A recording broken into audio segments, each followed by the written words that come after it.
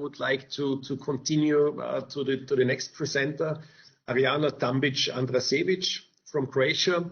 Arijana is head of the clinical microbiology department at the University Hospital for Infectious Disease in Zagreb, and we are looking forward to getting your overview about the situation in Croatia. Hi, Arijana, and the stage is yours.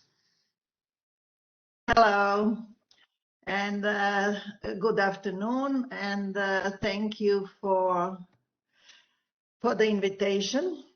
Thank you to the organizer, and thank you to especially to Franz for this great initiative to gather us to prepare jointly this special issue on antimicrobial stewardship, because I believe we all benefit from the exchange of, excuse me, just about. We all benefit from the exchange of experiences, and as far as Croatia is concerned, when we started to develop antimicrobial stewardship programs, we did not start from the scratch. There were some activities already in place. We have a long-standing tradition in antimicrobial resistance surveillance, so that was maybe the first nationwide activity in terms of controlling resistance. This committee for antibiotic resistance surveillance was founded in 1996, and the network that is still very active today and covers more than 90% of the Croatian population. This network readily joined the European projects such as AIRS or AIRSnet and GLASS and ESACnet and APUA. And maybe so we had already this antibiotic resistance surveillance in place, antibiotic consumption surveillance in place, and maybe the very important step was in 2006 when the intersectorial coordination mechanism was appointed, and then all these already existing activities actually were coordinated and formulated in a national strategy, the first one published in 2008 with later updates. And so now all these activities, the surveillance, education, development of guidelines, a link to the infection control activities, IT support and research. Now this is all part of one synchronized strategy. And actually in the last update, what was new in the update was the focus on developing antimicrobial stewardship programs and the A teams. And so when we, as I already said, there are some activities already in place that are supposed to be A-team activities, like there are already antimicrobial resistance data available at the national level. We have this yearly issue or publication for more than 20 years now. So there are national data, but there are also regional and hospital data there. So this is something to start with for any local A team. We discuss this data at national meetings, like at least once a day we have the European Antibiotic Awareness Day Symposium. So at least once a year we discuss this data at the national level. However, this data could well be discussed at each hospital level, but unfortunately I don't think this is often the case. I don't think there's enough feedback given to the individual hospital staff, and so this is something to start with, to discuss this data. But then of course at the local level the analysis can go in deep details. This could be extended to collecting data per wards or per patient population, specific patient population, and so on. But even this data that we already have could be used better. Same goes for antimicrobial consumption data. They are regularly published at the national level, at the hospital level, so local A teams could use this to compare their institution with other institutions. So this is all already available. However, not as often as needed, discussed with local employees. Also, we do have some national guidelines on antibiotic use, but this mostly relates to most common community-acquired infections. But then hospitals do have, most of the hospitals do have their local hospital guidelines for the most common infections that they deal with, depending on the hospital profile. But there are not too many audits. We do take part in the ECDC point prevalence studies. Again, this is directed or guided by our National Committee for Infection Control and Prevention. But again, we have the tools, so we could do this at the local level even more often than requested by the Ministry of Health. But somehow we stick to this minimum. So we should switch to using these tools that we already know and know how to do it. So we should do this more often for our own sake and for the feedback to our ward staff. The main obstacle, I loved the captain's talk earlier today. So the main obstacle is really logistics. And we do not have standardized full-time equivalent for dedicated staff. Very few hospitals do have appointed A teams, and in most hospitals, all these activities are done like a side job for mainly infectious diseases doctors and clinical microbiologists, but there's no dedicated full-time equivalent for the activities of an A team. And this is something that is that we seek help from other countries. This is where we would appreciate exchanging experience, how this is dealt with.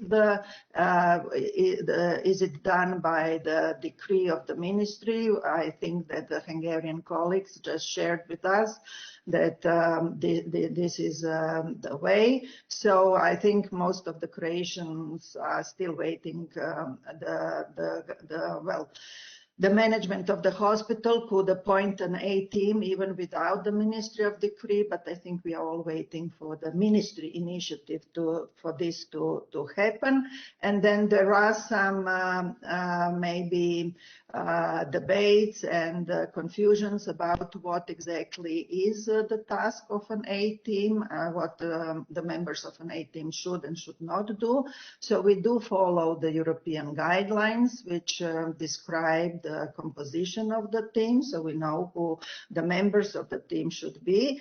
But then there is an overlap of actually already existing tasks of any microbiologist. So we think that any microbiologist should communicate critical results rapidly to the clinician and be available there for counseling, so that consultation is the role of infectious diseases doctors and clinical microbiologists anyhow on daily basis and per patient.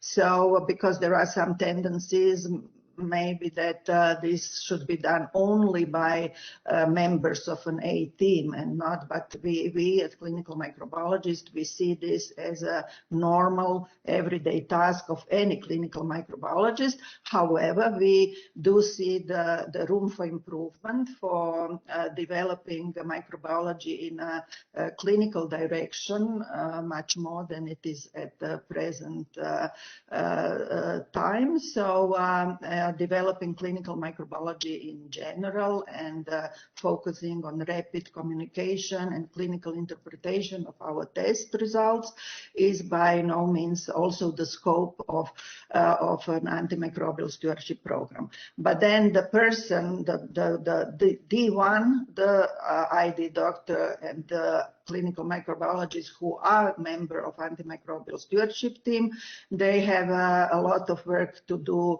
even without daily consulting. So they have to have this responsibility for coordinating, planning, point prevalence studies, organizing surveillance, giving feedback, and so on and so on. But we think that most of these tasks are actually a description of a normal role of every clinical microbiologist. And I'm speaking on behalf of microbiologists now, but this goes for infectious diseases doctors as well. So, just to conclude, we were the most popular topic before COVID in Croatia was actually antimicrobial stewardship. So it was on all our infectious diseases and clinical microbiology meetings, and for some time, but in accelerated speed in the past year, 2018, 2019.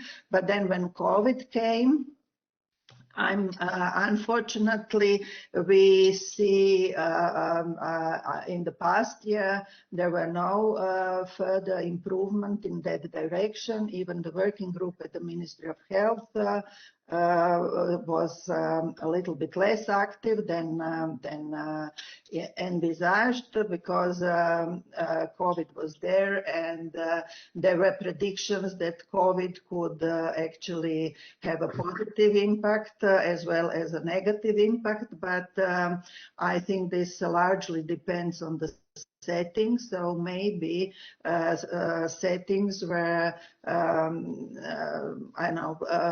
non-COVID patients are admitted, but then because of the less clinical activity, we all know that surgical procedures are restricted to the urgent ones and so on. So maybe this will eventually be beneficial, and in these settings we might see less infections and less multi-drug resistant bacteria. But in settings that care about COVID patients, especially where COVID patients require intensive care, I'm afraid we will see increase in both infections and multi-drug resistance, like the colleague from Hungary presented, and maybe even worse scenarios, the more busy the COVID ICU is.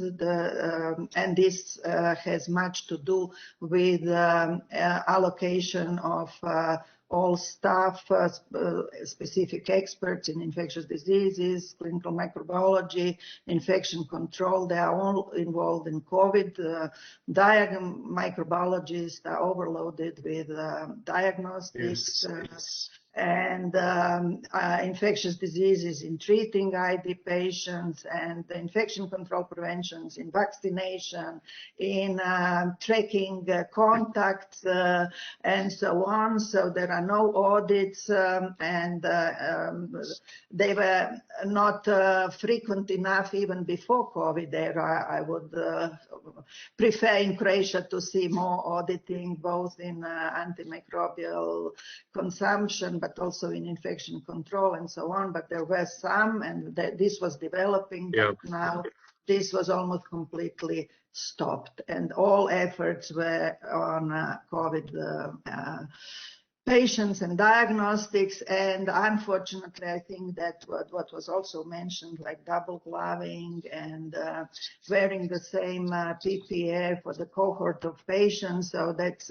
maybe not costing us a lot if it's not an ICU. But in COVID patients that placed in ICU, this was really harmful, and we pay a high price for this. Arijana, we have to come to an end. This was my last remark. Okay, thank you very much. Yes, thank you very much. No, thank you for your very open description of the situation in Croatia. And when I look to your presentation and to Balázs' description, the encouraging thing is that the whole thing becomes moving faster and faster. It's like an airplane that is taking off. You form the committees, you have the national strategy, you implement guidelines, and this is very encouraging.